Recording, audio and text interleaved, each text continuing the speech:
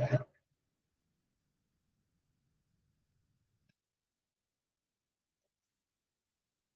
afternoon, all.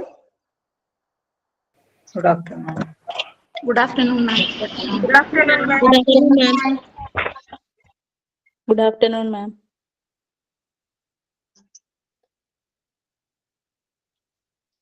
Okay, അപ്പോൾ നമുക്ക് class start ചെയ്യാം. അപ്പോൾ കഴിഞ്ഞ ക്ലാസ്സിൽ നമ്മള് organisational components of OPD.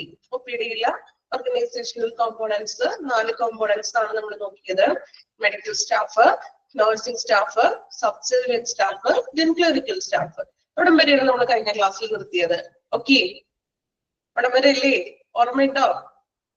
Okay, വായിക്കുന്നുണ്ട് എല്ലാവരും? യെസ്.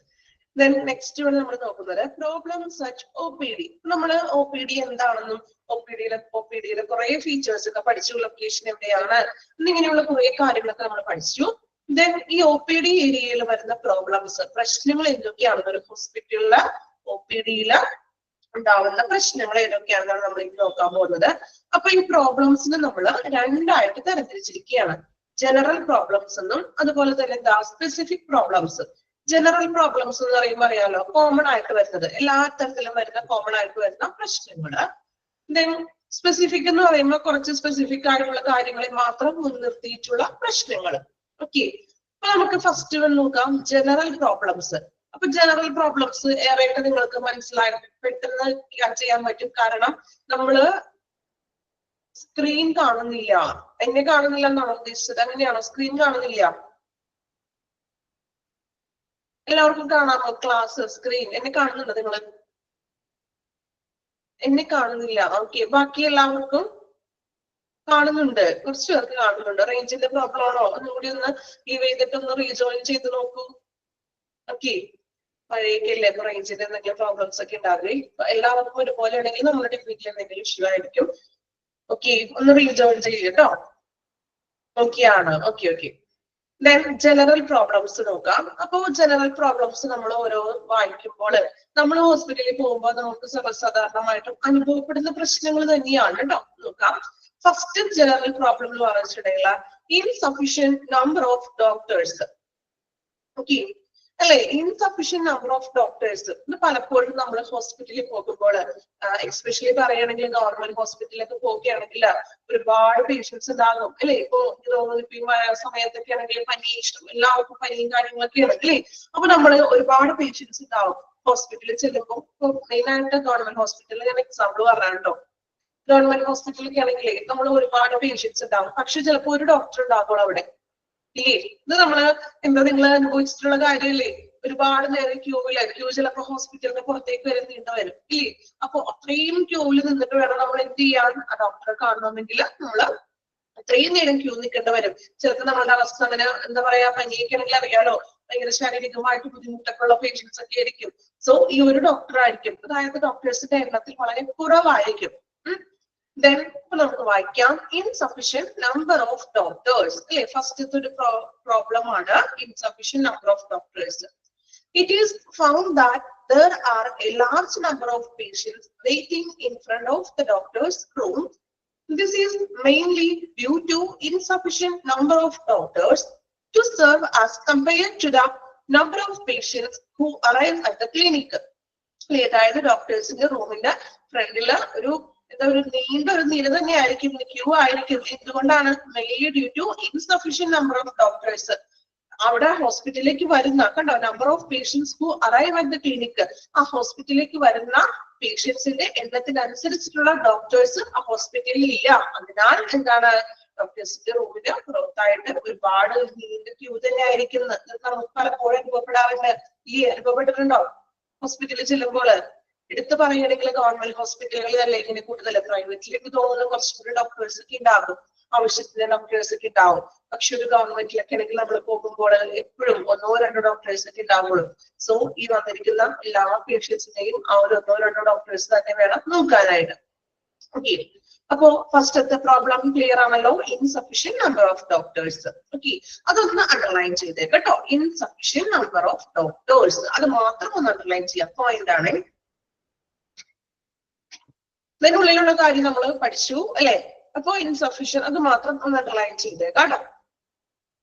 Then second one, രണ്ടാമത്തെ പ്രോബ്ലം നോക്കാം. Inappropriate appointment system. അപ്പോയിന്റ്മെന്റ് സിസ്റ്റത്തിൽ ഒരു ഇൻഅപ്രോപ്രിയേറ്റ് ആയിട്ട് കിടക്കാന്ന്, അതായത് ഒരു മീൻസ് നല്ല രീതിയിലല്ലാത്തത്. എങ്ങനെയാണ് നോക്കാം. Appointment patient has no priority over non-appointment patients.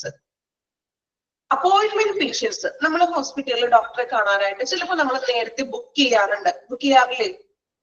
നമ്മൾ ചിലപ്പോൾ തലേ ദിവസം വിളിച്ചിട്ട് ബുക്ക് ചെയ്യും. നമുക്ക് ഇത്ര ടോക്കൺ നമ്പർ ആണെന്ന് നമ്മളോട് പറയും നേരത്തെ, അല്ലേ? നമ്മൾ ബുക്ക് ചെയ്യും. ചില ഡോക്ടേഴ്സിനൊക്കെ തിരക്കുള്ള ഡോക്ടേഴ്സ്, അങ്ങനെ സ്പെഷ്യലിസ്റ്റ് ഡോക്ടേഴ്സിനൊക്കെ ആണെങ്കിൽ നമ്മൾ എന്ത് ചെയ്യും? ഓൾറെഡി നേരത്തെ തന്നെ നമ്മൾ ബുക്ക് ചെയ്തിട്ട് നമ്മൾ അപ്പോയിന്റ്മെന്റ് എടുക്കും. ദെൻ അങ്ങനെ അല്ലാതെ നേരിട്ട് വന്നും അപ്പോയിന്റ്മെന്റ് എടുക്കാറുണ്ട്. രണ്ട് രീതിയിലും അപ്പോയിന്റ്മെന്റ് നമ്മൾ ഹോസ്പിറ്റലിൽ ഡോക്ടറെ കാണാനായിട്ട് എടുക്കുന്നു. അപ്പൊ ഇവിടെ പറയുന്നത് appointment patient has no priority over non appointment patients. അതായത് നമ്മൾ നോൺ അപ്പോയിന്റ്മെന്റ് ഹോസ്പിറ്റലിൽ വന്ന് ചിലപ്പോൾ മോർണിംഗിൽ വന്ന് നമ്മൾ അപ്പോയിന്റ്മെന്റ് എടുക്കുന്ന പേഷ്യൻസിനേക്കാളും കൂടുതൽ, അതായത് അപ്പോയിന്റ്മെന്റിനേക്കാളും നമ്മൾ തലേ ദിവസം വിളിച്ച പേഷ്യൻസിനേക്കാൾ കൂടുതൽ പ്രയോറിറ്റി അപ്പോ വന്നെടുത്ത ആൾക്കാർക്ക് കൊടുക്കാൻ പാടില്ലാന്ന്, ഈക്വൽ ആയിരിക്കണം എന്ന്. അപ്പോയിന്റ്മെന്റ് ഓൾറെഡി മുൻകൂട്ടി അപ്പോയിന്റ്മെന്റ് എടുത്ത പേഷ്യൻസിനായിട്ടുണ്ടെങ്കിലും നേരിട്ട് വന്നെടുത്ത പേഷ്യൻസ് ആണെങ്കിലും അവർക്ക് രണ്ടുപേർക്കും ഈക്വൽ പ്രയോറിറ്റി കൊടുക്കണമെന്ന്. ഇപ്പൊ നമ്മൾ ഹോസ്പിറ്റലിലൊക്കെ നിങ്ങൾ കാണാറുണ്ട്. ചിലപ്പോൾ നമ്മൾ ടോക്കൺ നമ്പർ അനുസരിച്ച് വിളിക്കുമ്പോൾ ചിലപ്പോൾ ഒരു 3 പേരെ നമ്മൾ എന്ത് ചെയ്യും? ഓൾറെഡി അപ്പോയിന്റ്മെന്റ് എടുത്ത 3 പേഷ്യൻസിനെ വിളിക്കും. പിന്നെ അത് കഴിഞ്ഞിട്ട് അടുത്ത നെക്സ്റ്റ് 3 പേരെ നമ്മൾ അവിടെ വന്നതിന് ശേഷം മോർണിംഗിൽ വന്ന് അപ്പോയിന്റ്മെന്റ് എടുത്ത പേഷ്യൻസിനെ വിളിക്കും. അത് കഴിഞ്ഞിട്ട് വേണമെങ്കിൽ ഒരു 2 പേരെ ടെസ്റ്റിന്റെ റിസൾട്ട് കാണിക്കാനൊക്കെ ഉണ്ടെങ്കിൽ വെയിറ്റ് ചെയ്ത് നിൽക്കുന്നുണ്ടെങ്കിൽ ആ റിസൾട്ടിനെ കാണിക്കാനായിട്ടുള്ളവരെ കയറ്റും. അങ്ങനെയല്ലേ? ആണോ? നഴ്സ് ഉണ്ടാവും ഡോക്ടറിന്റെ റൂമില്. ഈ നഴ്സ് ഇതൊക്കെ അറേഞ്ച് ചെയ്തിട്ടാണ് നമ്മൾ പേഷ്യൻസിന്റെ അകത്തേക്ക് വിളിക്കുന്നത്. ക്ലിയർ ആണോ? അപ്പൊ അപ്പോയിന്റ്മെന്റ് എടുത്തതാണെങ്കിലും നോൺ അപ്പോയിന്റ്മെന്റ് ആണെങ്കിലും ഈക്വൽ പ്രയോറിറ്റി കൊടുക്കാന്ന്. അപ്പൊ അതിങ്ങനെ ഇൻഅപ്രോപ്രിയേറ്റ് ആയിട്ടുള്ള അപ്പോയിന്റ്മെന്റ് സിസ്റ്റം ആണെന്ന്. അതായത് ചിലവർ എന്താ പറയാ, ഇടപെട്ട് കയറാന്നൊക്കെ പറയില്ലേ, നമ്മളെ പല പ്രശ്നങ്ങളൊക്കെ ഉണ്ടാകും. അപ്പൊ അതൊക്കെ കറക്റ്റ് ആയിട്ട് കൊടുക്കണം. മൂന്നാമതായിട്ട് പറയുന്ന problem long waiting time at medicine room. Underline ചെയ്യാം കേട്ടോ. ഇൻഅപ്രോപ്രിയേറ്റ് അപ്പോയിന്റ്മെന്റ് സിസ്റ്റം എന്നുള്ളത് അണ്ടർലൈൻ ചെയ്യണേ. അപ്പോയിന്റ് മാത്രം ഇൻഅപ്രോപ്രിയേറ്റ് അപ്പോയിന്റ്മെന്റ് സിസ്റ്റം എന്നുള്ളത് അണ്ടർലൈൻ ചെയ്തോ? ഇനി മൂന്നാമത്തെ point long waiting time at medicine room. അതൊന്ന് അണ്ടർലൈൻ ചെയ്യാം. പോയിന്റ് മാത്രം കേട്ടോ. Long waiting time at medicine room. അപ്പൊ നമ്മൾ ഡോക്ടറെ ഒക്കെ കണ്ടു, മെഡിസിൻ വാങ്ങിക്കാനായിട്ട് ഫാർമസിയിലേക്ക് പോയി. ഫാർമസിയിൽ എന്തായിരിക്കും ഇപ്പൊ അവസ്ഥ? പെട്ടെന്ന് മരുന്ന് വാങ്ങിച്ച് പോകാൻ പറ്റാറുണ്ടോ? അവിടെയും നല്ല നേരം ചിലപ്പോൾ നമ്മൾ ക്യൂവിൽ നിൽക്കേണ്ടതായിട്ട് വരാറില്ലേ? ഇതൊക്കെ നമ്മൾ പോകുന്ന കാര്യങ്ങളല്ലേ? നിങ്ങൾ ഓരോരുത്തരും ഹോസ്പിറ്റലിൽ പോകുമ്പോൾ നമ്മൾ കാണുന്ന കാര്യങ്ങൾ തന്നെയാണ്. ഇതിൽ വേറെ വ്യത്യാസങ്ങളൊന്നുമില്ല. ഓക്കെ, നമ്മളുടെ എക്സ്പീരിയൻസ് ആയിട്ടുള്ള കാര്യങ്ങൾ തന്നെയാണ് പറയുന്നത് പഠിക്കുന്നത്. അപ്പോ medicine room. After patient receive prescription from the clinic counter. Doctor നമുക്ക് പ്രിസ്ക്രിപ്ഷൻ ഒക്കെ തന്നു. Patient are directed to the medicine room to remit the fee and receive the medicines. അല്ലെ, നമ്മള് പ്രിസ്ക്രിപ്ഷൻ തന്നു, നമ്മൾ അതുമായിട്ട് എന്ത് ചെയ്യുന്നു? മെഡിസിൻ വാങ്ങിക്കാൻ പോകണം. റെമിറ്റ് ഫീസ് ഒക്കെ നമ്മൾ അടച്ചിട്ട് നമ്മൾ മെഡിസിൻ വാങ്ങിക്കാനായിട്ട് ഒരു കുറേ നേരം നമ്മൾ എന്ത് ചെയ്യണം? വെയിറ്റ് ചെയ്ത് നിൽക്കേണ്ടതായിട്ട് വരും. ഇന്ന് ഹോസ്പിറ്റലുകളില് മെഡിസിൻ നമ്മുടെ ഫാർമസിയിലും എനിക്ക് തോന്നുന്നു ടോക്കൺ നമ്പർ സിസ്റ്റം ഒക്കെ ഉണ്ട് ഇല്ലേ? ടോക്കൺ വിളിക്കും ഇല്ലേ? ആദ്യം നമ്മൾ പേയ്മെന്റ് ഫീസ് അടക്കണം. ദെൻ നമുക്ക് ടോക്കൺ നമ്പർ തരും. നമ്മൾ അവിടെ വെയിറ്റ് ചെയ്തിരുന്നതിന് ശേഷം നമ്മുടെ ടോക്കൺ നമ്പർ വിളിക്കുന്നതനുസരിച്ച് വേണം നമ്മൾ എന്ത് ചെയ്യാൻ? മെഡിസിൻ വാങ്ങിക്കാൻ പോകാൻ. ഇന്ന് അങ്ങനെയാണ് മിക്ക ഹോസ്പിറ്റലുകളിലും ചെയ്തിരിക്കുന്നത് ഇല്ലേ? എങ്കിലും നമ്മൾ കുറച്ചു നേരം വെയിറ്റ് ചെയ്തതായിട്ടൊക്കെ വരും. നമ്മുടെ നമ്പർ വിളിക്കുന്നവരെ നമുക്ക് വെയിറ്റ് ചെയ്യണം അല്ലേ? Long waiting time at medicine room. Then shortage of facilities. നാലാമത്തെ പ്രോബ്ലം ആണ് ഷോർട്ടേജ് ഓഫ് ഫെസിലിറ്റീസ്. സൗകര്യങ്ങൾ. ഷോർട്ടേജ് ഫെസിലിറ്റീസ് എന്ന് വെച്ചാൽ സൗകര്യങ്ങൾ അല്ലെ? ചിലപ്പോ ആ ഹോസ്പിറ്റലിൽ അടിസ്ഥാന സൗകര്യങ്ങളുടെ കുറവ്, ഷോർട്ടേജ് ഉണ്ടാവും. എക്സാമ്പിൾ പറയുകയാണെങ്കിൽ എന്ത് പറയാം നമുക്ക്? അടിസ്ഥാന സൗകര്യങ്ങളുടെ കുറവ് എന്ന് പറയുമ്പോൾ നിങ്ങൾ ഹോസ്പിറ്റലിൽ പോയപ്പോൾ നിങ്ങൾക്ക് അനുഭവപ്പെട്ടിട്ടുള്ള എന്തെങ്കിലും ഷോർട്ടേജ് ഫെസിലിറ്റികളുണ്ടോ? ഹോസ്പിറ്റലിൽ പോയപ്പോഴേ എന്തെങ്കിലും അങ്ങനെ ഒരു കുറവായിട്ട് നിങ്ങൾക്ക് തോന്നിയിട്ടുണ്ടോ? എന്ന് കമന്റ് ചെയ്യാട്ടോ പെട്ടെന്ന്. ഓക്കെ, എന്തായിരുന്നു തോന്നിയിരിക്കുന്നത്? എല്ലാവർക്കും നമുക്ക് ഓരോ ഹോസ്പിറ്റലിൽ പോകുമ്പോൾ നമുക്ക് തോന്നിയിട്ടുണ്ടാവും അവിടെ എത്ര സൗകര്യം പോരാ അല്ലെ? എന്തൊക്കെയാണ് അങ്ങനെ തോന്നിയിരിക്കുന്നത്? കാർ പാർക്കിംഗ്, ഓക്കെ, ക്ലീനിങ്, വേറെ എന്തൊക്കെയാണ്? ബാത്റൂം, ചിലപ്പോൾ നമുക്ക് ഇരിക്കാനുള്ള ചെയേഴ്സ് അധികമൊന്നും ഉണ്ടാവില്ല, നമുക്ക് ഒരുപാട് നേരം നിൽക്കേണ്ടതായിട്ടൊക്കെ വരും അല്ലേ. സോ ഇങ്ങനെയുള്ള അടിസ്ഥാനത്തിൽ നിങ്ങൾ പറഞ്ഞ എക്സാമ്പിൾ ഒക്കെയാണ്. സോ അങ്ങനെയുള്ള ഷോർട്ടേജ് ഓഫ് ഫെസിലിറ്റീസ്, ചെയർ അല്ലെ, അപ്പൊ അങ്ങനെയുള്ള സൗകര്യങ്ങളുടെ കുറവ്. Then next one, insufficient training of medical personnel concerning ambulatory care. Nursing staff അടുത്ത പോയിന്റിൽ പറയുന്നുണ്ട് കേട്ടോ. Insufficient training of medical personnel concerning ambulatory care. നമുക്ക് ambulatory care നൽകുന്ന മെഡിക്കൽ പേഴ്സണൽ, നഴ്സുമാരാവാം, OP അസിസ്റ്റൻസ്, അവർക്ക് വേണ്ടത്ര ഇൻസഫിഷ്യന്റ് ആയിട്ടുള്ള ട്രെയിനിങ്. അതായത് ചിലപ്പോൾ ചിലവർക്ക് നമുക്കറിയാം അവരുടെ ബിഹേവിയർ ഒക്കെ കാണുമ്പോൾ അവർക്ക് യാതൊന്നും അറിയാത്ത ആളുകളൊക്കെ ഉണ്ടാവും. സോ അവർക്ക് ഇൻസഫിഷ്യന്റ് ആയിട്ടുള്ള ട്രെയിനിങ് ആണ്, നല്ല രീതിയിൽ ട്രെയിനിങ് ലഭിക്കാത്ത സ്റ്റാഫുകള്. ഇപ്പൊ നമ്മൾ ചിലപ്പോൾ അവർക്ക് നല്ല രീതിയിൽ കൈകാര്യം ചെയ്യാനൊന്നും അറിയില്ലായിരിക്കും. സോ OP അസിസ്റ്റന്റ് ആണെങ്കിലും നഴ്സിംഗ് സ്റ്റാഫ് ഒക്കെ ആണെങ്കിലും അവർക്ക് ഇൻസഫിഷ്യന്റ് ആയിട്ട് ട്രെയിനിങ്ങിൽ എക്സ്പീരിയൻസ് ഒന്നും ഇല്ലാത്ത, ട്രെയിനിങ് ഒന്നും ലഭിക്കാത്ത സ്റ്റാഫുകൾ, അതും ഒരു പ്രശ്നം തന്നെയാണ്.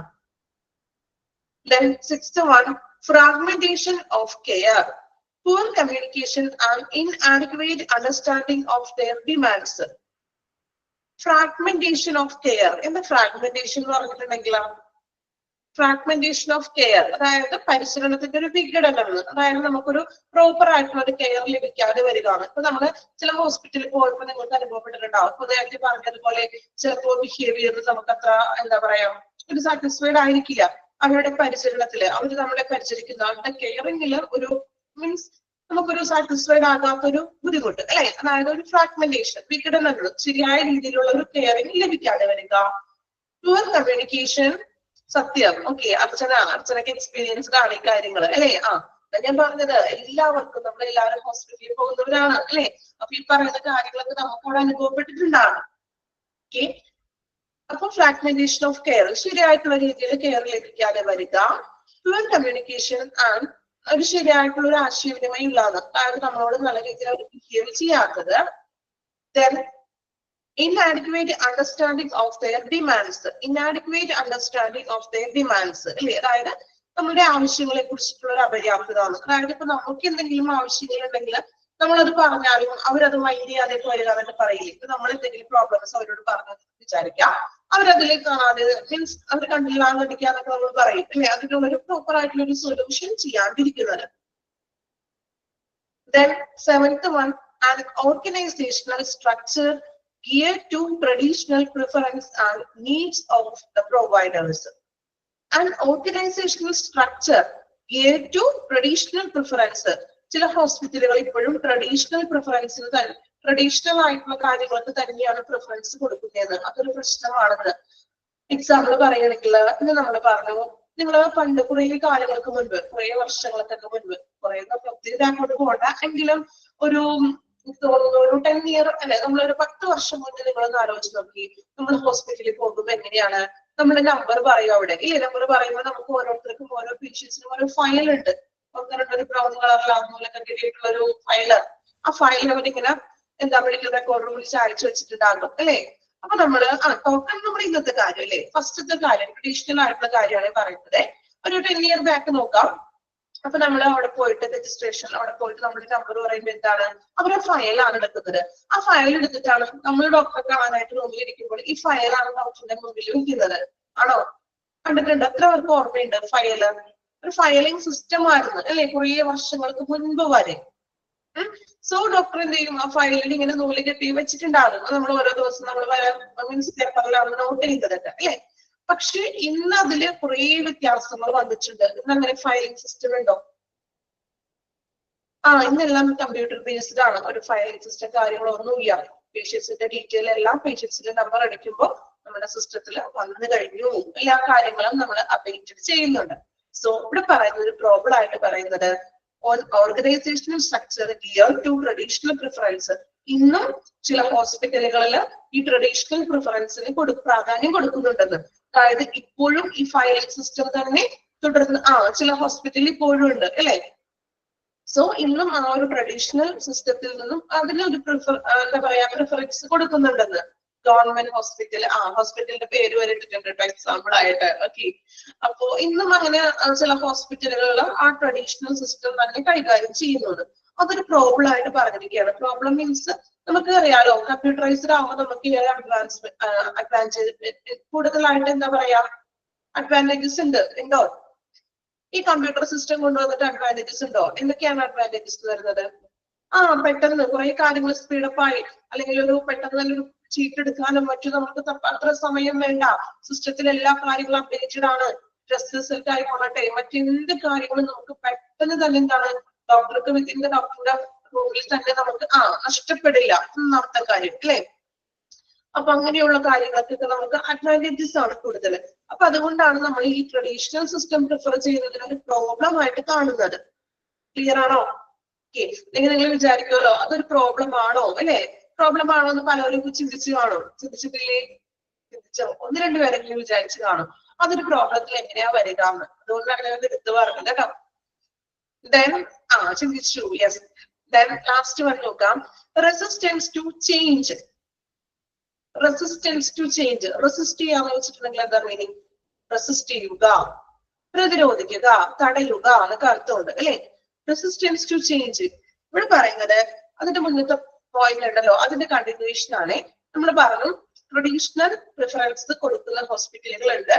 റെസിസ്റ്റൻസ് ടു ചേഞ്ച് എന്ന് പറഞ്ഞിട്ടുണ്ടെങ്കിൽ ഇതുപോലെ പുതിയ നൂതന ടെക്നോളജി ഉപയോഗിക്കുമ്പോൾ അതിനെ റെസിസ്റ്റന്റ് ചെയ്യുക എന്ന്. അതായത് ഇപ്പോ ടോക്കൺ സിസ്റ്റം അതുപോലെയുള്ള പുതിയ പുതിയ സിസ്റ്റങ്ങൾ കൊണ്ടുവരുമ്പോൾ അതിനെ പ്രതിരോധിക്കാൻ, അതിനെ തടയാനായിട്ട് ചിലപ്പോൾ ഹോസ്പിറ്റലിൽ തന്നെ ചിലപ്പോൾ മാനേജ്മെന്റോ അങ്ങനെയുള്ള ആളുകളൊക്കെ ഉണ്ടാകും.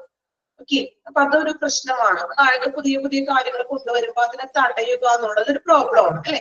ചിലപ്പോൾ മാനേജ്മെന്റിൽ കുറച്ച് പേർക്ക് അതിനോട് താല്പര്യം ഉണ്ടാവില്ല, ഇൻട്രസ്റ്റ് ഉണ്ടാവില്ല, ചിലപ്പോൾ അതിന് കോസ്റ്റ്ലി ആണ്, അങ്ങനെയൊക്കെ വിചാരിച്ചുകൊണ്ട് എന്ത് ചെയ്യും, അങ്ങനെയുള്ള പുതിയ പുതിയ മാറ്റങ്ങൾ കൊണ്ടുവരാൻ പോകുമ്പോൾ അതിനെ റെസിസ്റ്റ് ചെയ്യുന്നു, തടയുക.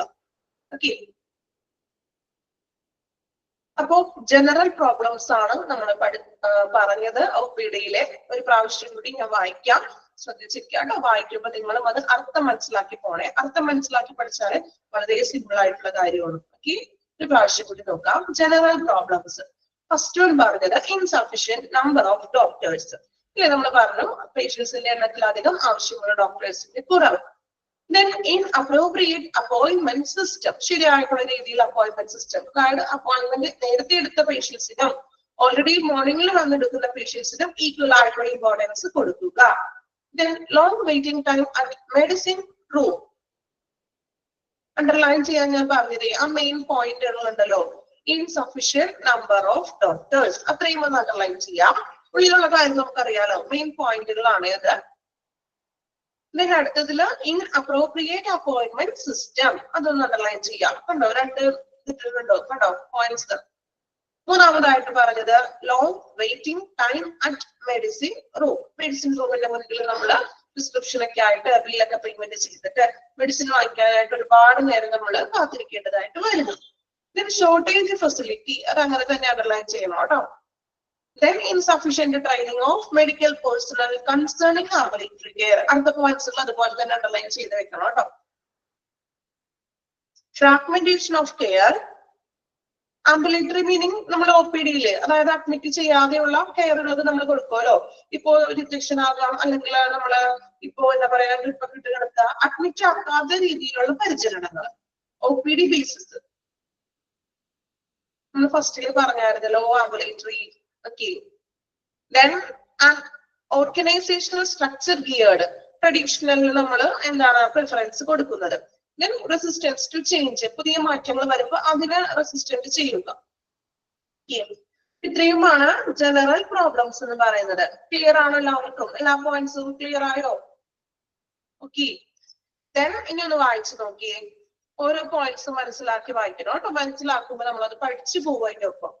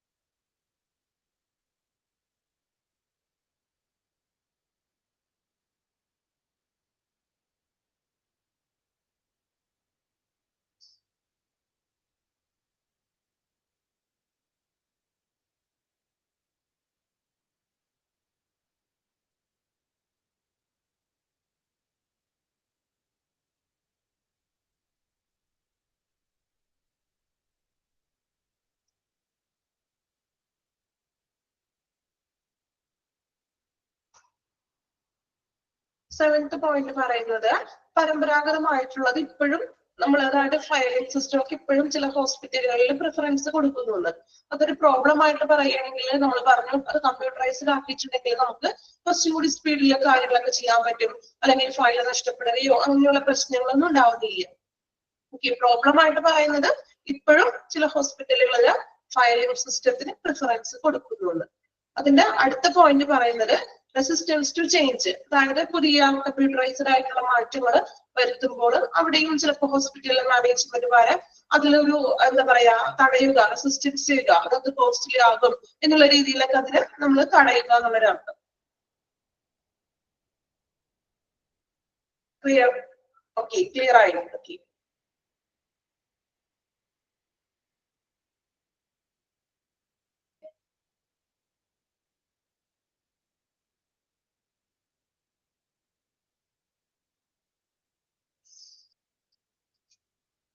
ഫിഫ്ത് വൺ എന്തായിരുന്നു? അതായത് നമുക്ക് കെയർ നൽകുന്ന, അതായത് OP അസിസ്റ്റന്റ്, നഴ്സിംഗ് സ്റ്റാഫ്, അവർക്ക് ശരിയായിട്ടുള്ള ഒരു ട്രെയിനിങ് ലഭിക്കാത്തത്, ഇൻസഫിഷ്യന്റ് ട്രെയിനിങ്.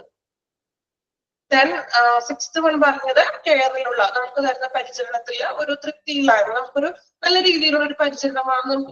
ഫ്രാഗ്മെന്റേഷൻ എന്ന് വെച്ചാൽ വിഘടിക്കുകയാണ്, ശരിയായിട്ടുള്ള രീതിയിലുള്ള ഒരു പരിചരണം ലഭിക്കാത്തത്. ദെൻ പ്യുവർ കമ്മ്യൂണിക്കേഷൻ, നമ്മളോട് പേഷ്യൻസിനോട് ശരിയായിട്ടുള്ള ഒരു കമ്മ്യൂണിക്കേഷൻ ഇല്ലാതെ വരിക. Then understanding their demands, പേഷ്യൻസിന്റെ ഡിമാൻഡ്സ്, ആവശ്യങ്ങൾ കേൾക്കാതെ വരുന്നത്.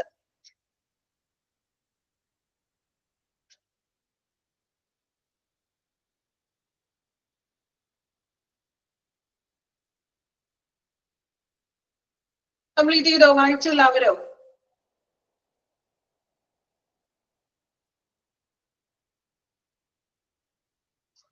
എല്ലാവരുടെയും കംപ്ലീറ്റ് ചെയ്തോ? വായിച്ച് ക്ലിയർ ആണോ പോയിന്റ്സുകള്? Okay,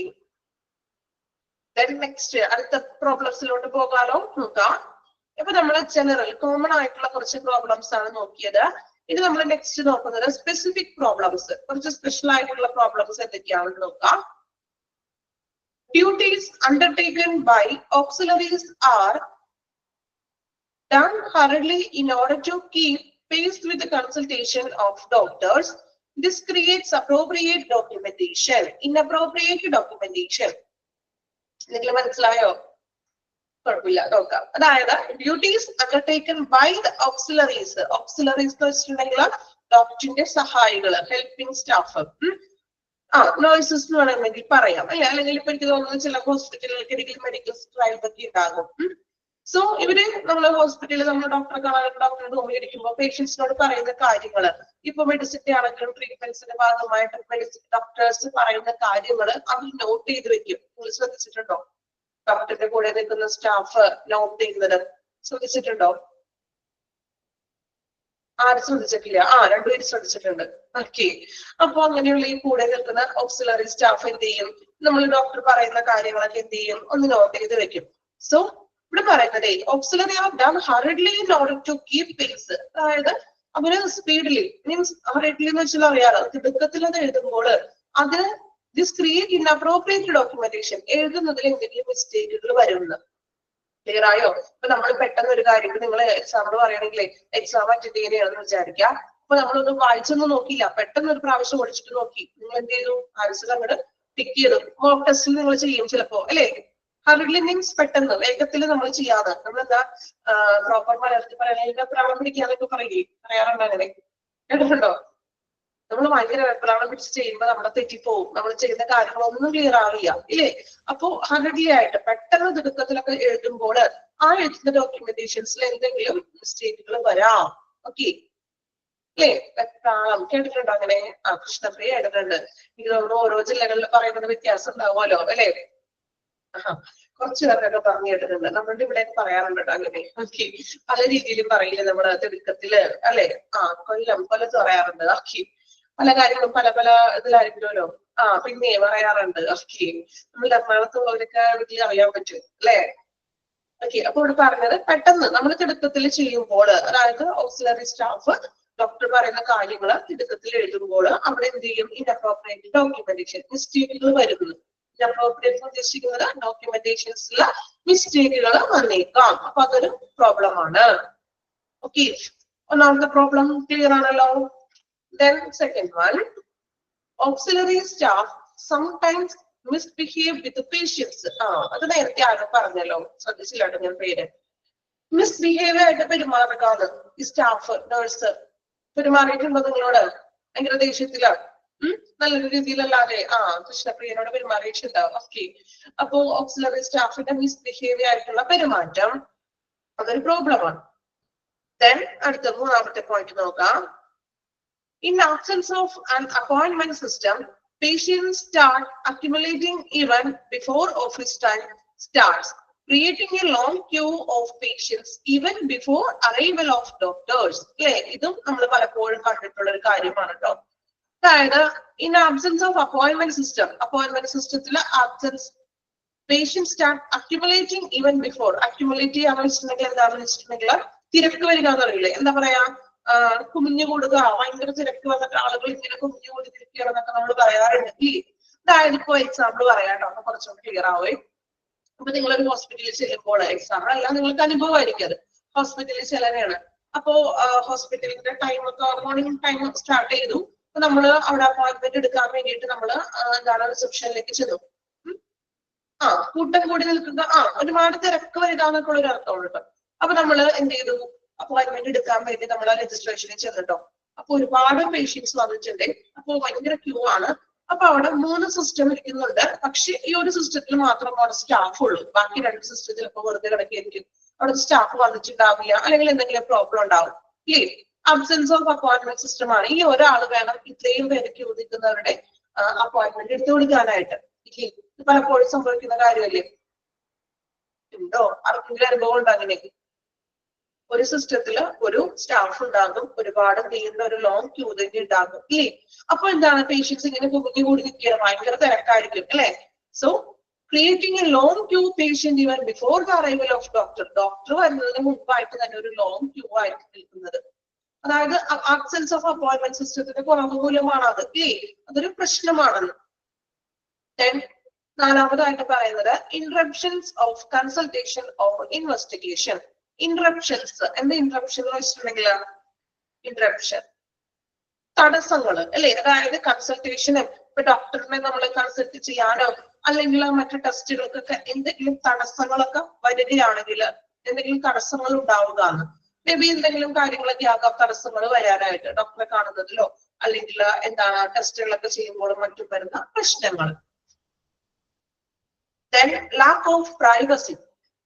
Lack of privacy. ഇതിന് ഏതെങ്കിലും ഒരു എക്സാമ്പിൾ പറയാമോ? Lack of privacy.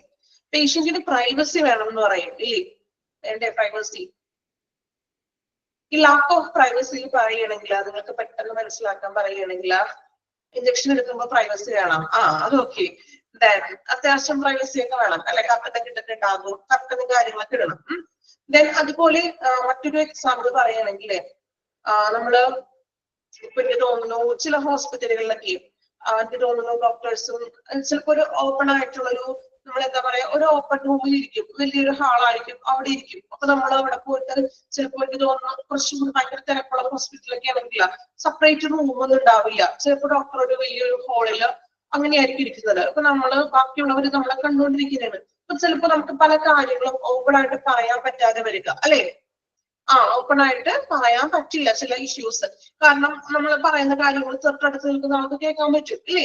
ഒരു പ്രൈവസി ഇല്ല, ഒരു റൂമില്ല, അങ്ങനെയൊക്കെ വരുമ്പോഴുള്ള പ്രശ്നങ്ങൾ ആണ് ലാക്ക് ഓഫ് പ്രൈവസി എന്ന് ഉദ്ദേശിക്കുന്നത്. മനസ്സിലായല്ലോ, ക്ലിയർ അല്ലേ? ഗവൺമെന്റ് ഹോസ്പിറ്റൽ അങ്ങനെയുണ്ട്, ശരിയാണ് അല്ലെ. എനിക്ക് തോന്നുന്നു കൂടുതലും ഈ പനിയുടെ സമയമാണല്ലോ ഇപ്പോ. അപ്പൊ ഒരുപാട് പേഷ്യൻസ് ഒക്കെ വരുമ്പോ എന്താണ്, നമുക്ക് ഒരുപാട് പേഷ്യൻസ് ഒക്കെ വരുമ്പോൾ ഡോക്ടർ പുറത്തായിരിക്കും, പനിക്കാരെ മാത്രം നോക്കാനായിട്ട് ചിലപ്പോൾ പുറത്തായിരിക്കും സെപ്പറേറ്റ് ഡോക്ടർ ഇരിക്കുന്നത് അല്ലെ. അപ്പൊ നമുക്ക് കുറെ കാര്യങ്ങൾ ഓപ്പൺ ആയിട്ടൊന്നും പറയാനൊക്കെ പറ്റില്ല. So lack of privacy. Then illegible handwriting of doctors അല്ലെ. ഇത് വലിയൊരു പ്രശ്നം തന്നെയാണ് അല്ലെ. നമ്മള് പലപ്പോഴും നിങ്ങൾ വായിക്കാൻ ശ്രമിച്ചിട്ടുണ്ടോ ആരെങ്കിലും കണ്ടുപിടിക്കാനായിട്ട് ശ്രമിച്ചിട്ടുണ്ടോ അല്ലെ? അതെന്തുകൊണ്ടാണെന്ന് നമ്മൾ ചിന്തിച്ചിട്ടുണ്ടാവും അല്ലെ. കുഞ്ഞുനാളിൽ തുടങ്ങി ചിന്തിക്കുന്ന ഒരു കാര്യമല്ലേ അത്. എനിക്ക് തോന്നുന്നു 80% ഡോക്ടേഴ്സിന്റെ ഹാൻഡ് റൈറ്റിംഗ് നമുക്ക് മനസ്സിലാവില്ല ഇല്ലേ. എനിക്ക് തോന്നുന്നു മനസ്സിലായിട്ട് എഴുതുന്നവരൊക്കെ ഉണ്ട് കേട്ടോ. എല്ലാവരും അങ്ങനെയില്ല, എങ്കിലും ഒരു 80% എനിക്ക് തോന്നുന്നു ഹാൻഡ് റൈറ്റിംഗ് നമുക്ക് ഒട്ടും തന്നെ മനസ്സിലാവാത്തതാണ്. പക്ഷെ നിങ്ങളൊരു കാര്യം ചിന്തിച്ചിട്ടില്ലേ, നമ്മൾ മെഡിക്കൽ ഷോപ്പിൽ ഈ സെയിം പ്രിസ്ക്രിപ്ഷൻ കൊടുക്കുമ്പോൾ അവരെങ്ങനെ വായിച്ച് മനസ്സിലാക്കുന്നു ചിന്തിച്ചിട്ടുണ്ടോ? അല്ലേ? മെഡിക്കൽ ഷോപ്പിൽ നമ്മൾ ഈ പ്രിസ്ക്രിപ്ഷൻ കൊടുത്തു, അപ്പൊ അവർ കൃത്യമായിട്ട് ആ മരുന്ന് തരാറില്ലേ നമുക്ക്? അവരുടെ എക്സ്പീരിയൻസിലൂടെ കേട്ടോ അത്, അല്ലാതെ അവർ പഠിച്ചിട്ടൊന്നുമില്ല. അത് അവരുടെ എക്സ്പീരിയൻസ്, അവർക്ക് ഇങ്ങനെ സ്ഥിരം വായിച്ച് അവർക്ക് അവരുടെ കോഡും ഭാഷയും കാര്യങ്ങളൊക്കെ മനസ്സിലാക്കാം. ഓക്കെ, അപ്പൊ eligible handwriting of the doctors. Next one polypharmacy. എന്താ പോളിഫാർമസി കേട്ടിട്ടുണ്ടോ? പോളിഫാർമസി എന്ന് പറഞ്ഞിട്ടുണ്ടെങ്കിൽ ഇപ്പൊ ഒരു പേഷ്യൻസിന് തന്നെ ഒന്നിലധികം കുറെ മെഡിസിൻസ് ഒക്കെ കൊടുക്കൂലേ, അത് ഞാൻ ഈ പോളിഫാർമസി എന്ന് പറയുന്നത്. അപ്പൊ ഒരുപാട് മെഡിസിൻസ് കൊടുക്കുമ്പോൾ കൺഫ്യൂഷൻ ഒക്കെ ഉണ്ടാവാൻ ചാൻസ് ഉണ്ട് അല്ലേ? ഇത്തിരി പ്രായമായവർക്കൊക്കെ ആണെങ്കിൽ, നിങ്ങൾക്ക് നിങ്ങളുടെ വീട്ടിലൊക്കെ ഉണ്ടെങ്കിൽ, അമ്മമാരൊക്കെ ഉണ്ടെങ്കിൽ അറിയാൻ പറ്റും. ചിലപ്പോ കമ്പനിയൊക്കെ വ്യത്യാസം ഉണ്ടാകും അല്ലേ?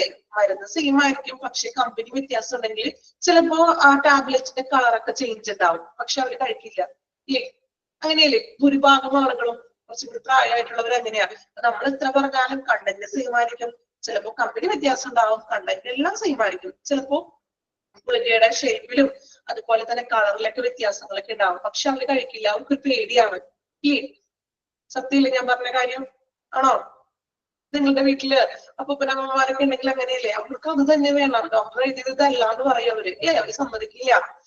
സോ പോളിഫാർമസി, ഒന്നിലധികം ഒരുപാട് മെഡിസിൻ ഒക്കെ കൊടുക്കുമ്പോൾ അതില് എന്താ പറയാ പ്രോബ്ലംസ് ഒന്നല്ല, അതിലെന്താണ് കൺഫ്യൂഷനൊക്കെ ഉണ്ടാകുന്നത്. അപ്പൊ അത്യാവശ്യത്തിനുള്ള മെഡിസിൻസ് കൊടുക്കുക എന്നാണ് ഉദ്ദേശിക്കുന്നത്. Then queues are not properly maintained. ഹോസ്പിറ്റലിൽ നമ്മൾ ഡോക്ടറെ കാണാനൊക്കെ നിൽക്കുമ്പോൾ ക്യൂ ഒന്നും പ്രോപ്പർ ആയിട്ട് മെയിൻറ്റെയിൻ ചെയ്യാതെ പോവുക, ക്യൂ ചാടുക എന്നൊക്കെ പറയും. ചില ആൾക്കാരുണ്ട്, ഇടയ്ക്കിട്ട് കയറുക, ഇടയ്ക്ക് തള്ളി കയറുക. കുറെ നേരം നിൽക്കുന്നവര് എന്താണ് അവിടെ നിൽക്കും, പെട്ടെന്ന് വന്നവര് തള്ളി കയറി. പരിചയക്കാരുണ്ടെങ്കിലോ അവരോട് ചിലപ്പോൾ വർത്താനൊക്കെ പറഞ്ഞൊന്ന് എന്താണ് അല്ലെ, പരിചയക്കാരൊക്കെ മുന്നിൽ നിൽക്കുന്നുണ്ടെങ്കിൽ എന്ത് ചെയ്യും, വർത്താനൊക്കെ പറഞ്ഞു വന്നിട്ട് അവരിടയ്ക്കിട്ട് വന്ന് കയറും. Prescribed medicine are not always available at a pharmacy.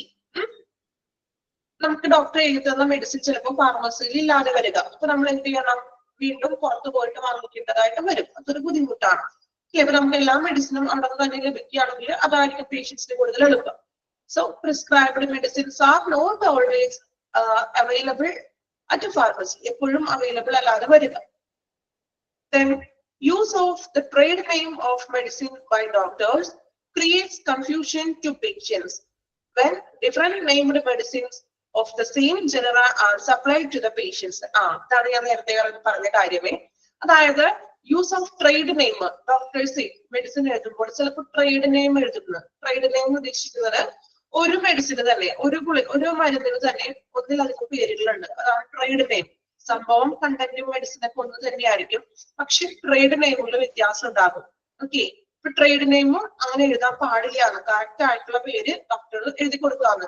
അപ്പൊ അല്ലെങ്കിൽ പേഷ്യൻസിനും എന്താണ് കൺഫ്യൂഷൻ ഉണ്ടാവുന്നത്. ഇപ്പൊ എക്സാമ്പിൾ പറയുകയാണെങ്കിൽ ട്രേഡ് നെയിമിലേക്ക് നിങ്ങൾ പാരസെറ്റാമോൾ അല്ലെ, പാരസെറ്റാമോളിന്റെ മറ്റു ട്രേഡ് നെയിം എന്താണെന്ന് അറിയാമോ? സെയിം പാരസെറ്റാമോൾ തന്നെയാണ്, അതിന്റെ പേരുകൾ എന്താണെന്ന് അറിയാമോ? ഡൈമാഡോ എന്ന് പറയും, ഡോളോ, ഡൈമാഡോ അല്ലെ, എന്നിങ്ങനെയുള്ള വ്യത്യസ്ത, എന്നാലും കണ്ടന്റും കാര്യങ്ങളൊക്കെ സെയിം തന്നെയാണ്. ഓക്കെ, അതുപോലെ തന്നെ ഒരു എക്സാമ്പിൾ പറയുകയാണെങ്കിൽ മെഡിസിന്റെ ഫീമോൾ. ഓക്കെ, അങ്ങനെ നമ്മള് പല രീതിയിൽ ട്രേഡ് നെയിമുകൾ ഉണ്ട്. സോ പരമാവധി എന്താണ് ട്രേഡ് നെയിം യൂസ് ചെയ്യാണ്ടിരിക്കുകയാണ്. ആ ട്രേഡ് നെയിം എഴുതുമ്പോൾ കഴിക്കുന്ന പേഷ്യൻസിനും കൺഫ്യൂഷൻ വന്നേക്കാം. Then next one, no clear advice about when, how long to take medicine. ശരിയായിട്ടുള്ളൊരു ക്ലിയർ ആയിട്ടുള്ള ഒരു അഡ്വൈസ് ലഭിക്കാതെ വരുന്നത്. ഇപ്പൊ മെഡിസിൻസ് എഴുതി കൊടുത്തു, അത് ഏത് നേരം കഴിക്കണം, എത്ര ദിവസം എന്നിങ്ങനെയുള്ളത് ശരിയായിട്ടുള്ള രീതിയിൽ ക്ലിയർ ചെയ്യാതെ വരുന്നത്. അപ്പൊ അവർക്ക് അറിയില്ലല്ലോ പേഷ്യൻസിന് ഇത്ര നേരം കഴിക്കണം. ചിലപ്പോൾ ചില ഹോസ്പിറ്റലുകൾക്ക് എനിക്ക് തോന്നുന്നു ഫാർമസിന്ന് അവർ എഴുതി തരും, മെഡിക്കൽ ഷോപ്പിലാണെങ്കിലും എഴുതി തരാറുണ്ട് ഇല്ലേ? നമ്മൾ മെഡിസിൻ വാങ്ങിക്കുന്ന കവറിന്റെ പുറത്ത് 2 നേരം അല്ലെങ്കിൽ അല്ലെ പകുതി ഭക്ഷണത്തിന് ശേഷം എന്നൊക്കെ പറഞ്ഞിട്ട് അവർ എഴുതി തരാറുണ്ട് അല്ലേ? ചിലവർ എഴുതി തരില്ലാന്ന്. അപ്പൊ അത് ക്ലിയർ ആവില്ല നമുക്ക്, എപ്പോ കഴിക്കണം, എത്ര ദിവസം, എങ്ങനെ കഴിക്കണം എന്നുള്ളതൊക്കെ നമുക്ക് കൺഫ്യൂഷൻ വന്നേക്കാം. Sometimes wrong medicine are given by the pharmacist. ഇനി ഫാർമസിസ്റ്റ് ചില സമയത്ത് റോങ് ആയിട്ടുള്ള മെഡിസിൻസ് തരികയാണ്. എപ്പോഴും അത് അവരുടെ കുറ്റം കൊണ്ടല്ല, മനഃപൂർവ്വമല്ല. ചിലപ്പോ എന്തെങ്കിലും ഒരു സമയത്ത് മാറിപ്പോയേക്കാം. പക്ഷെ അതൊരു വലിയൊരു കുറ്റം തന്നെയാണ് അല്ലേ? മാറിപ്പോയിട്ടുണ്ടെങ്കിൽ അത് കഴിക്കുമ്പോൾ എന്തായിരിക്കും? ആലോചിച്ച് നോക്കിയേ. ആർക്കെങ്കിലും അങ്ങനെ അനുഭവം ഉണ്ടോ? ഏതെങ്കിലും ഹോസ്പിറ്റലിൽ നിന്നോ മെഡിക്കൽ ഷോപ്പിൽ നിന്നോ മെഡിസിൻ വാങ്ങിച്ചപ്പോ മാറിപ്പോയത് ഉണ്ടോ? ആർക്കെങ്കിലും അനുഭവം? ഇല്ല. ഓക്കെ, അപ്പോ മെയിൻ ആയിട്ട് ഒരു കാര്യം കൂടി ഞാൻ പറയാം. ഇവിടെ പറയുമ്പോ അതുകൂടി പറയാം.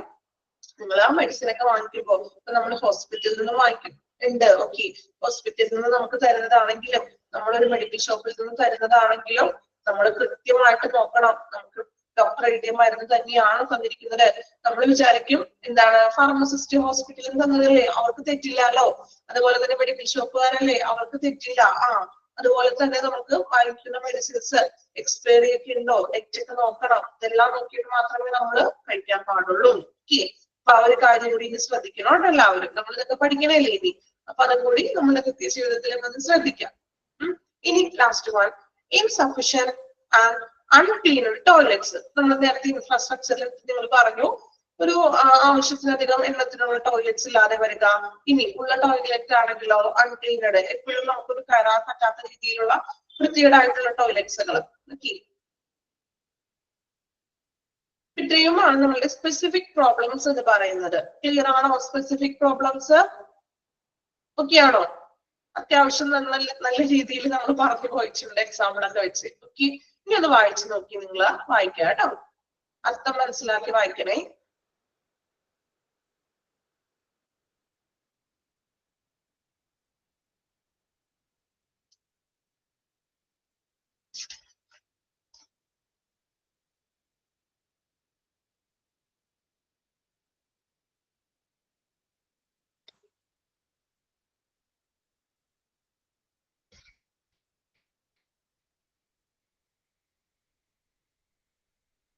പതിമൂന്ന് പോയിന്റും ഇമ്പോർട്ടന്റ് ആണ്. ഞാൻ ബൈ ഹാർട്ട് ചെയ്യാനായിട്ട് പറയണില്ല, മനസ്സിലാക്കി പഠിക്കാം കേട്ടോ നിങ്ങൾ.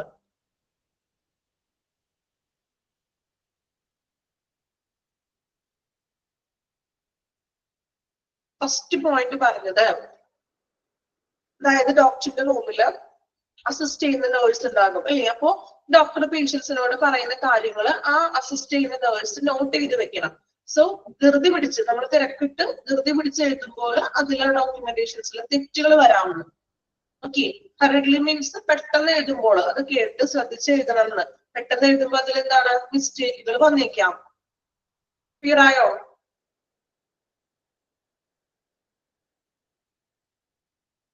ഫോർത്ത് വൺ പറഞ്ഞത്, ഡോക്ടറെ കാണാനോ അല്ലെങ്കിൽ മറ്റു ടെസ്റ്റുകൾക്കോ എന്തെങ്കിലും തടസ്സങ്ങൾ വരികയാണ്. തടസ്സങ്ങൾ എന്ന് വെച്ചിട്ടുണ്ടെങ്കിൽ എന്താണ്? ഇപ്പൊ ഡോക്ടറെ കാണാനായിട്ട് തടസ്സം വരിക എന്ന് പറഞ്ഞിട്ടുണ്ടെങ്കിൽ, ഇപ്പൊ ഡോക്ടർ വിളിക്കുമ്പോൾ ചിലപ്പോൾ അവിടെ ഉണ്ടാവില്ല ആള്. ചില ആൾക്കാർ അങ്ങനെയുണ്ട് കേട്ടോ. നേരത്തെ അപ്പോയിന്റ്മെന്റ് ഒക്കെ എടുത്തിട്ടുണ്ടാവും, ചിലപ്പോ പേര് നമ്പർ വിളിക്കുമ്പോൾ ആളവിടെ ഉണ്ടാവില്ല. നമ്മൾ കാണാറില്ല, ചിലപ്പോ നമുക്ക് തൊട്ട് മുമ്പുള്ള ആളുടെ നമ്പർ വിളിക്കുമ്പോൾ ഉണ്ടാവില്ല. സ്വാഭാവികമായിട്ട് എന്താണ്, അടുത്ത നമ്പർ കയറും അല്ലേ? അപ്പൊ അങ്ങനെയുള്ള തടസ്സങ്ങളൊക്കെ വരിക.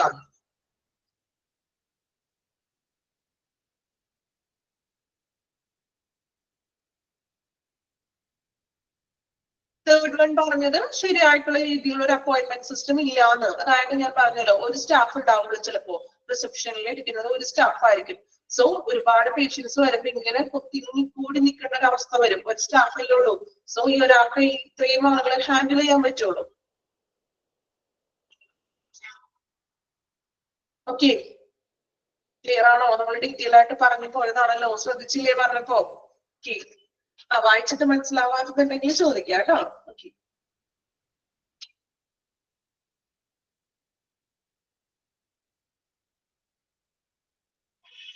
എല്ലാ പോയിന്റ്സും ഓരോ പോയിന്റ്സും നിങ്ങൾ വായിക്കുമ്പോൾ അത് മനസ്സിൽ നിങ്ങൾ അതിന്റെ അർത്ഥം പറയാം. ഓക്കെ, ഇപ്പൊ നമ്മൾ വായിക്കുമ്പോൾ പറയുന്നില്ലേ, ഇപ്പൊ ഞാൻ നിങ്ങളോട് വായിച്ചിട്ട് എങ്ങനെയാണ് നമ്മൾ അവിടെ പോയ കാര്യങ്ങൾ ആലോചിക്കുക, അങ്ങനെ എന്ത് ചെയ്യാ, ഓരോ പോയിന്റ് വായിക്കുമ്പോൾ നമ്മളത് മനസ്സിലാക്കി വായിക്കണം കേട്ടോ. 11ാമത്തെ പോയിന്റ് എന്തായിരുന്നു? മെഡിസിൻ എപ്പോ കഴിക്കണം, എങ്ങനെ കഴിക്കണം എന്ന് ക്ലിയർ ചെയ്യാത്തത്. അതായത് പറഞ്ഞല്ലോ, ടാബ്ലറ്റ്സിന്റെ പുറകിലൊക്കെ നമ്മൾ എഴുതി കൊടുക്കുമല്ലോ, അത് കൃത്യമായിട്ട് എഴുതി കൊടുക്കുക. 7th പോളിഫാർമസി അല്ലെ, ഒന്നിലധികം മെഡിസിൻസ് രോഗികൾക്ക് നൽകുന്നത്, കൺഫ്യൂഷൻ ഉണ്ടാക്കുന്നവർക്ക്.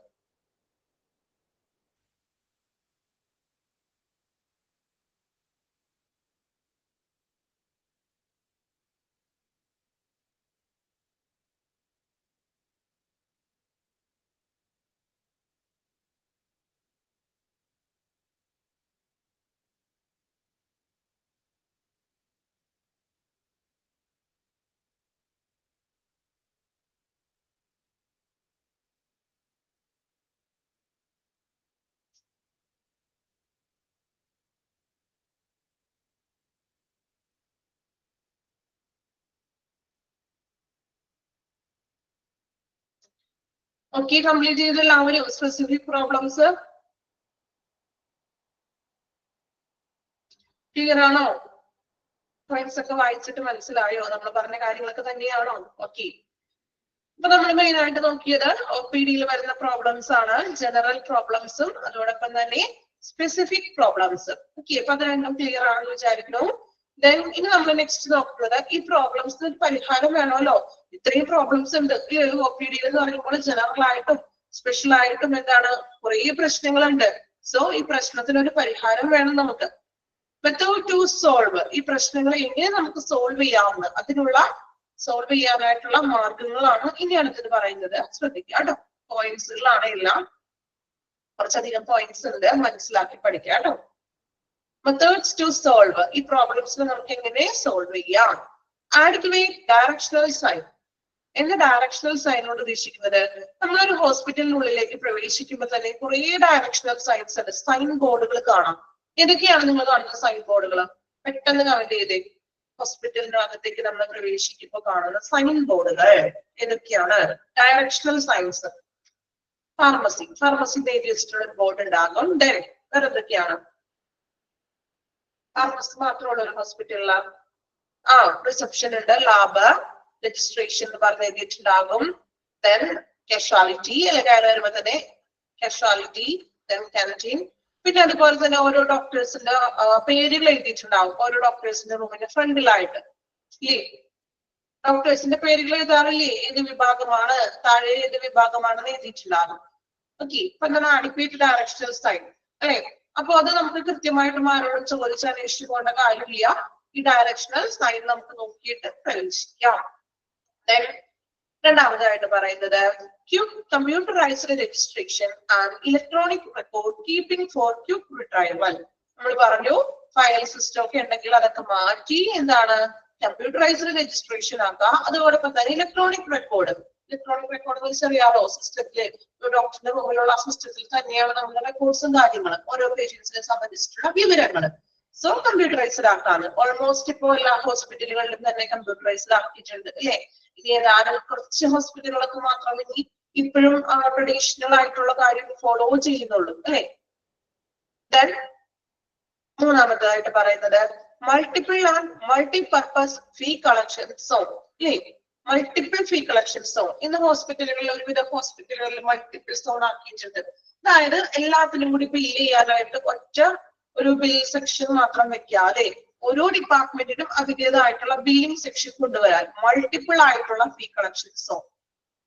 ഒന്നിൽ കൂടുതൽ. ഇപ്പോ ലബോറട്ടറിയിലാണെങ്കിൽ ലബോറട്ടറിയിലെ ടെസ്റ്റുകൾക്കും എല്ലാത്തിനും കൂടിയിട്ട് അവിടെ തന്നെ ഒരു ഫീ കളക്ഷൻ സോൺ വെക്കാം. ഫാർമസിയിലാണെങ്കിൽ അവിടെ ഫീ കളക്ഷൻ സോൺ വെക്കാം. ഒരു എക്സ്റേയിലാണെങ്കിൽ അവിടെ വെക്കാം അല്ലെ? അപ്പൊ അങ്ങനെയുള്ള ഓരോ സെക്ഷനിൽ ഫീ കളക്ഷൻ സോൺ വെക്കാം. അപ്പൊ നമുക്ക് കൂടുതൽ തിരക്കൊക്കെ ഒഴിവാക്കാനും സാധിക്കും. Then അടുത്ത point adequate number of doctors as per patient volume. എത്രത്തോളം പേഷ്യൻസ് വരുന്നോ അതിനനുസരിച്ചിട്ടുള്ള ഏകദേശം ഒരു ഡോക്ടേഴ്സിനെ കൂടി നിയമിക്കുകയാണ്. Token display system, token number display വെക്കുകയാണ്. ഹോസ്പിറ്റൽ ടോക്കൺ ഡിസ്പ്ലേ എന്ന് വെച്ചാൽ അറിയാലോ, പറയണോ? ഡോക്ടേഴ്സിന്റെ റൂമിന്റെ ഫ്രണ്ടിലായിട്ട് ടോക്കൺ ഡിസ്പ്ലേ ഉണ്ടാവും. അവിടെ നമ്പർ തെളിഞ്ഞു വരും. നമ്പർ വിളിക്കുമ്പോൾ നമ്മൾ എന്ത് ചെയ്യാം? ആ നമ്പർ അനുസരിച്ചിട്ട് കയറി പോവുക. മൾട്ടിപ്പിൾ ഗവൺമെന്റ് ഹോസ്പിറ്റലിലുണ്ട്, എല്ലാ ഹോസ്പിറ്റലുകളിലും ഇപ്പോൾ ലഭ്യമാണ്. Multiple blood collection diagnostic facilities staffing dum based on needs. Multiple blood collection, അതുപോലെ തന്നെ ടെസ്റ്റുകളും, അതായത് ഇപ്പൊ ബ്ലഡ് കളക്ഷൻ തന്നെ ഒന്ന് രണ്ട് സ്ഥലങ്ങൾ വെക്കാവുന്നത്. അതായത് ഒരുപാട് പേഷ്യൻസ് ഉള്ള ഹോസ്പിറ്റലാണെങ്കിൽ മൾട്ടിപ്പിൾ ആയിട്ടുള്ള ബ്ലഡ് കളക്ഷൻ സോൺ വെക്കുക, മറ്റ് ടെസ്റ്റുകളൊക്കെ മൾട്ടിപ്പിൾ ആയിട്ട് വെക്കുക. അതിനനുസരിച്ചിട്ടുള്ള പേഷ്യൻസിന്റെ എണ്ണത്തിനനുസരിച്ചിട്ടുള്ള സ്റ്റാഫിനെയും നിയമിക്കുക. Then adequate seating capacity, entertainment with TV, magazine or health education measures through leaflets, posters and magazines. അത്യാവശ്യത്തിനുള്ള സിറ്റിംഗ് കപ്പാസിറ്റി, നമ്മൾ ഡോക്ടറെ വെയിറ്റ് ചെയ്തിരിക്കുമല്ലോ, അപ്പൊ നമുക്ക് എല്ലാവർക്കും ഇരിക്കാൻ പാകത്തിനുള്ള സീറ്റിംഗ് കപ്പാസിറ്റി വേണം. എന്റർടൈൻമെന്റിനായിട്ട് ടി വി ഒക്കെ വെക്കാറുണ്ട്, കാണാറില്ല നിങ്ങള്?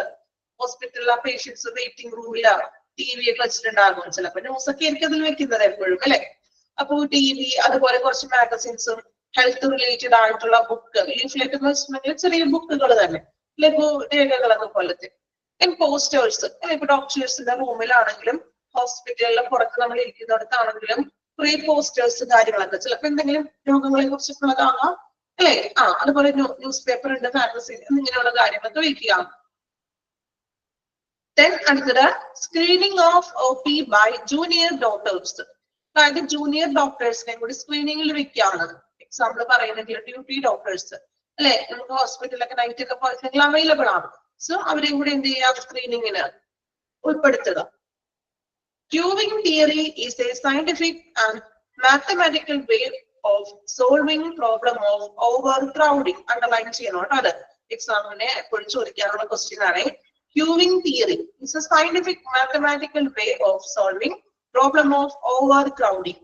ഭയങ്കര തിരക്ക് കുറയ്ക്കുന്നതിന്, അതായത് ഒരുപാട് ആളുകൾ കുഞ്ഞു കൂടുന്നതിനുള്ള അത് കുറയ്ക്കുന്നതിനുള്ള ഏറ്റവും നല്ലൊരു മാർഗമാണ് ക്യൂവിംഗ് തിയറി വെക്കാൻ. ക്യൂ നിർത്താൻ ആളുകളെ ഇടക്കിട്ട് കയറുക നമ്മൾ പറയില്ലേ, ഇടക്കിട്ടൊന്നും കയറാതെ ടോക്കൺ ഡിസ്പ്ലേ ഒക്കെ വെച്ചിട്ട് നമ്മൾ എന്ത് ചെയ്യാം, ക്യൂ നിർത്തുക.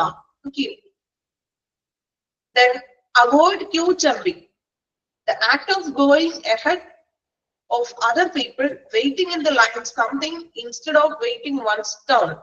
ക്യൂ ചാടുകയാണ്, അവോയ്ഡ് ക്യൂ ജമ്പിങ്. നമ്മൾ പറഞ്ഞില്ലേ, ചില ആൾക്കാരൊക്കെ ചെയ്യുന്ന ഒരു പ്രവൃത്തിയാണ് ക്യൂവിൽ നിന്നിട്ട് ലൈൻസ് ആയിട്ട് നമ്മൾ ചാടി ഫ്രണ്ടിലെത്താൻ നമുക്ക് പറയില്ലേ. പരിചയക്കാരൊക്കെ കണ്ടാലും വർത്താനൊക്കെ പറഞ്ഞിട്ട് എന്ത് ചെയ്യും, ഫ്രണ്ടിൽ കയറും അല്ലേ. കയറാറില്ലേ അങ്ങനെ? നിങ്ങൾ കയറാറുണ്ടോ അങ്ങനെ ഇടക്കിട്ട്? നിങ്ങൾ ആരെങ്കിലും കയറാറുണ്ടോ? നമ്മൾ അങ്ങനെ കയറാറില്ല. നമ്മൾ ഇനി കയറാൻ പാടില്ല കേട്ടോ, കാരണം നമ്മൾ പഠിക്കുകയാണ്. എന്താ അവോയ്ഡ് ക്യൂ ജമ്പിങ്, ഇതൊക്കെ നമ്മൾ തിയറിയൊക്കെ പഠിക്കാൻ പോണെയാണ്. So avoid queue jumping, queue jumping ഒഴിവാക്കണം. ഇടയ്ക്ക് കയറാറുണ്ട്.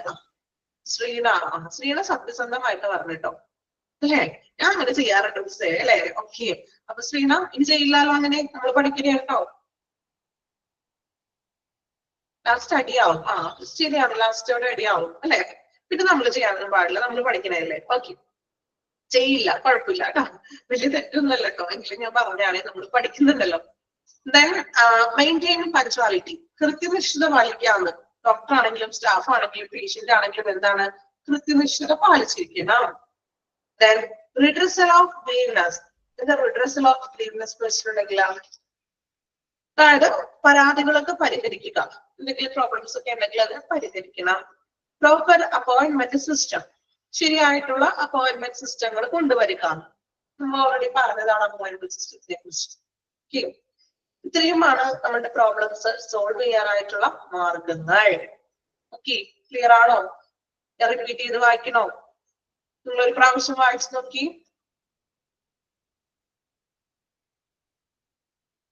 വായിച്ചു നോക്കാം കേട്ടോ. സെക്കൻഡ് ലാസ്റ്റ്, റിഡ്രസൽ ഓഫ് ഗ്രീവ്നസ്, പരാതികൾക്ക് പരിഹാരം കൊടുക്കുകയാണ്. അതായത് ഇപ്പൊ പേഷ്യൻസിന്റെ പരാതികളൊക്കെ വരികയാണെങ്കിൽ അതിന് പരിഹാരം കൊടുക്കുക. ലാസ്റ്റ് നമ്മൾ പറഞ്ഞു അപ്പോയിന്റ്മെന്റ് സിസ്റ്റം കൃത്യമാക്കാന്ന്.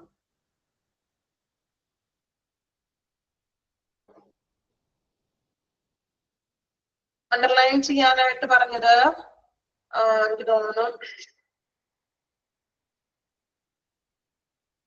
9ാമത്തെ പോയിന്റ് കേട്ടോ, ക്യൂവിംഗ് theory.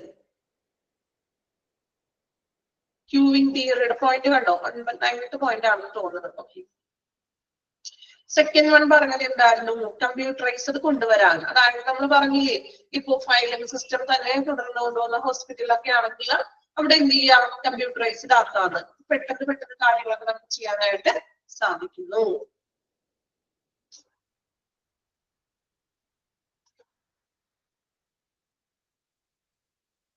First one directional sign കൊടുക്കാണ്. ഓക്കെ, ഡയറക്ഷണൽ സൈൻ കൊടുക്കാൻ നമ്മൾ ആദ്യം പറഞ്ഞില്ലേ എക്സാമ്പിൾ ഒക്കെ.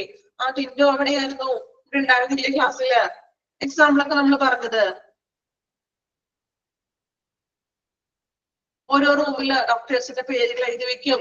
ലബോറട്ടറി, സ്കാനിങ്, ദെൻ എന്താണ് റിസപ്ഷൻ എന്നൊക്കെ പറഞ്ഞ് നമ്മൾ ബോർഡുകൾ എഴുതി വെക്കില്ലേ, കൃത്യമായിട്ട് എഴുതി വെക്കാന്ന്. ക്ലിയർ ആയോ? എക്സാമ്പിൾ ഒക്കെ പറഞ്ഞാണല്ലോ, ഇത് ഉണ്ടായിരുന്നില്ല ആള്. ഓക്കെ,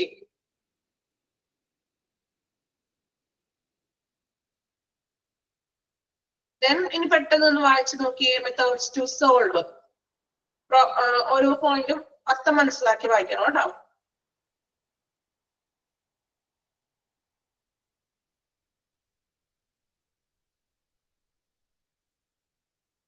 കട്ടായിരുന്നു. Okay okay. ഞാനതാ ചോദിച്ചത്. കാരണം നമ്മൾ അത്രയും എക്സാമ്പിളൊക്കെ പറഞ്ഞു റേഞ്ചിന്റെ പ്രോബ്ലം ഉണ്ടാവും അല്ലെ. നല്ല മഴയും കാര്യങ്ങളൊക്കെയാണ് അല്ലെ. ബില്ലിങ് കാര്യങ്ങളൊക്കെ ബില്ലിംഗ് ആണ് കേട്ടോ ഉദ്ദേശിക്കുന്നത്.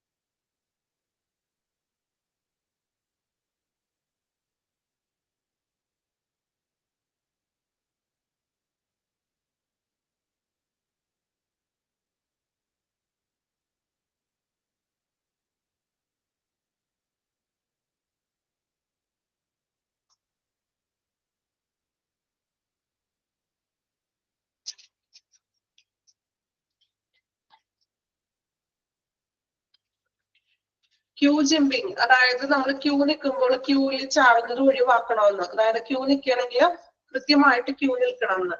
അല്ലാതെ ഇടക്കിട്ട് കയറാനുള്ള ടെൻഡൻസി വന്നിട്ടുണ്ടെങ്കിൽ ചെയ്യാൻ പാടില്ല. ഓക്കെ.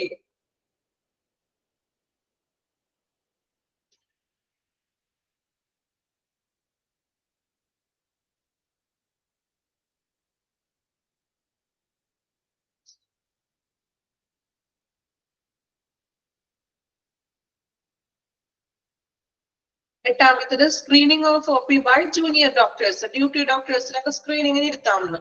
അത്യാവശ്യം പേഷ്യൻസിനൊക്കെ ഡ്യൂട്ടി ഡോക്ടേഴ്സ് നോക്കുമല്ലോ. ഒരുപാട് ബ്ലഡ് കളക്ഷൻ എടുക്കാനാണെങ്കിലും ടെസ്റ്റുകളൊക്കെ ആണെങ്കിലും അതിനാവശ്യമുള്ള മൾട്ടിപ്പിൾ ആയിട്ട് നിൽക്കാന്ന്. 1-2 ബ്ലഡ് കളക്ഷൻ സോണുകൾ കൊണ്ടുവരിക. ദെൻ ആവശ്യത്തിനുള്ള സ്റ്റാഫുകളും അവിടെ ഉണ്ടായിരിക്കണം.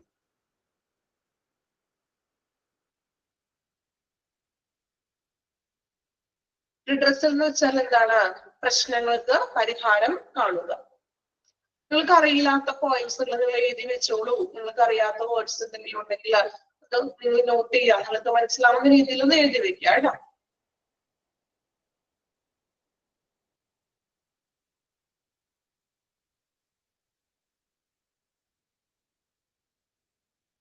നാലാമത്തെ പോയിന്റ് എന്തായിരുന്നു? ഡോക്ടേഴ്സ് ആവശ്യത്തിന് ഉണ്ടായിരിക്കണം. പേഷ്യൻസിന് അനുസരിച്ചിട്ട് ഡോക്ടേഴ്സും വേണം. ഓക്കെ. ഇനി നെക്സ്റ്റ് അടുത്തൊരു ഭാഗത്തോട്ട് കൂടി കുറച്ചൊരു ചെറിയൊരു പോയിന്റ് കൂടി ഉള്ളു. അതും കൂടി നമുക്കൊന്ന് എടുക്കാം. ഓക്കെ.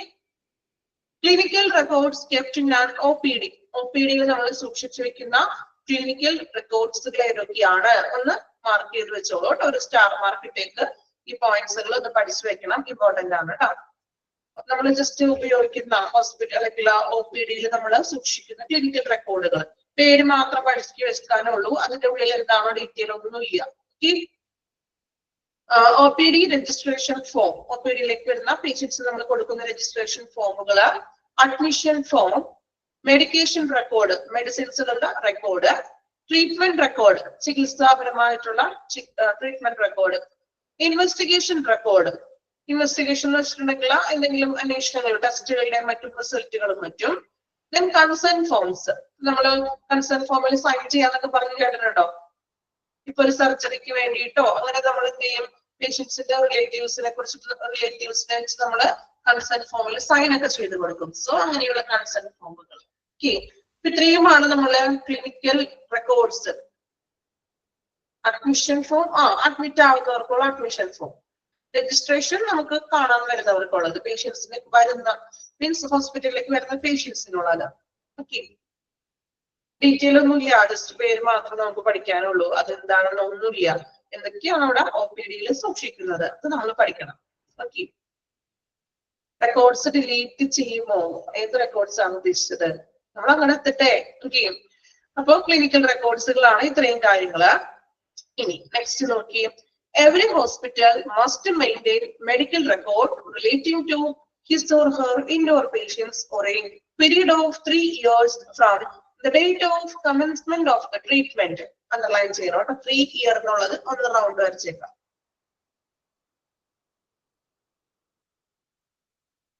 കമൻസ്മെന്റ് എന്ന് വെച്ചിട്ടുണ്ടെങ്കിൽ നമ്മളുടെ ട്രീറ്റ്മെന്റ് സ്റ്റാർട്ട് ചെയ്തിട്ടുള്ളത്, അതായത് എപ്പോഴാണോ രോഗിക്ക് ചികിത്സ കൊടുത്ത സ്റ്റാർട്ടിംഗ് ടൈം. എല്ലാ ഹോസ്പിറ്റലും പേഷ്യന്റിന്റെ അവരുടെ ഇൻഡോർ പേഷ്യന്റ്, ഇൻഡോർ എന്ന് വെച്ചാൽ ആരാണ്, അഡ്മിറ്റ് ആകുന്ന പേഷ്യൻസിന്റെ. ഓക്കെ, ഇപ്പൊ നമ്മൾ പഠിച്ചുകൊണ്ടിരിക്കുന്നത് ഏതാണ്, ഔട്ട് പേഷ്യന്റ് തുടങ്ങിയ ചാപ്റ്റർ ആണ്. ഔട്ട്ഡോർ ആണ്, നമ്മൾ അഡ്മിറ്റ് ആവുന്നില്ല. ഇൻഡോർ എന്ന് പറഞ്ഞിട്ടുണ്ടെങ്കിൽ ഇൻപേഷ്യൻസ് ആണ്. സോ ഹോസ്പിറ്റലിലേക്ക് വരുന്ന ഇൻപേഷ്യൻസുകളുടെ അല്ലെങ്കിൽ ഇൻഡോർ പേഷ്യൻസുകളുടെ മെഡിക്കൽ റെക്കോർഡ്സ് അറ്റ്ലീസ്റ്റ് എന്ന് തുടങ്ങിയാണോ അവിടെ അഡ്മിറ്റ് ചെയ്തത് അല്ലെങ്കിൽ ട്രീറ്റ്മെന്റ് സ്റ്റാർട്ട് ചെയ്തത്, അത് മുതൽ 3 years വരെ, അറ്റ്ലീസ്റ്റ് 3 years വരെ ആ മെഡിക്കൽ റെക്കോർഡ് അവിടെ സൂക്ഷിക്കണം. ഓക്കെ, ക്ലിയർ ആയില്ല? അതായത് നമ്മൾ ഹോസ്പിറ്റലിൽ നമ്മൾ പോയി ആ ഹോസ്പിറ്റലിൽ അഡ്മിറ്റ് ആകുന്ന പേഷ്യൻസുകളുടെ, അതാണ് പ്രത്യേകം പറഞ്ഞിട്ടുള്ളത്, ഇൻഡോർ പേഷ്യന്റ് അഡ്മിറ്റ് ആയിട്ടുള്ള പേഷ്യൻസുകളുടെ ഡീറ്റെയിൽ മെഡിക്കൽ റെക്കോർഡ്സ് ഒരു 3 വർഷമെങ്കിലും അവർ സൂക്ഷിക്കണം എന്ന്. 3 വർഷം മാക്സിമം, മിനിമം 3 വർഷമെങ്കിലും എന്താണ് ആ റെക്കോർഡ് അവർ കീപ്പ് ചെയ്യണം എന്ന്. ഓക്കെ, ആ 3 year എന്നുള്ളത് ഒന്ന് റൗണ്ട് ചെയ്തിട്ടേക്ക്. ഇയർ ചിലപ്പോൾ എക്സാമിന് ചോദിക്കാം.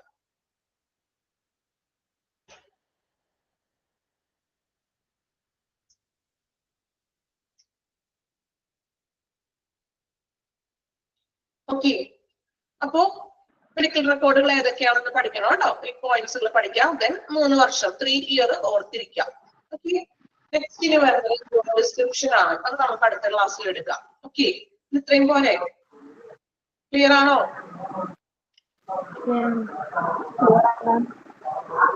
ഓക്കെ ആണോ? ക്ലാസ് ഓക്കെ ആണോ? എല്ലാവർക്കും ഫോളോ ചെയ്യാൻ പറ്റുന്നുണ്ടോ? ബുദ്ധിമുട്ടുകളുണ്ടോ എന്തെങ്കിലും? മനസ്സിലാവാത്തതോ അങ്ങനെ എന്തെങ്കിലും? സ്പീഡ് ഓക്കെ ആണോ?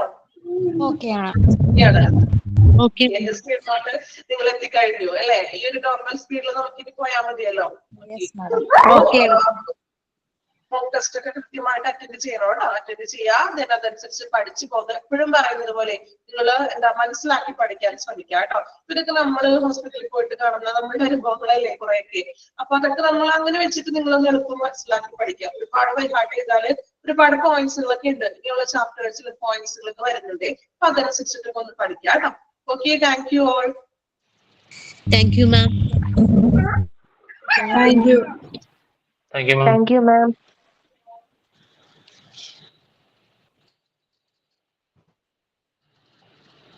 Thank you.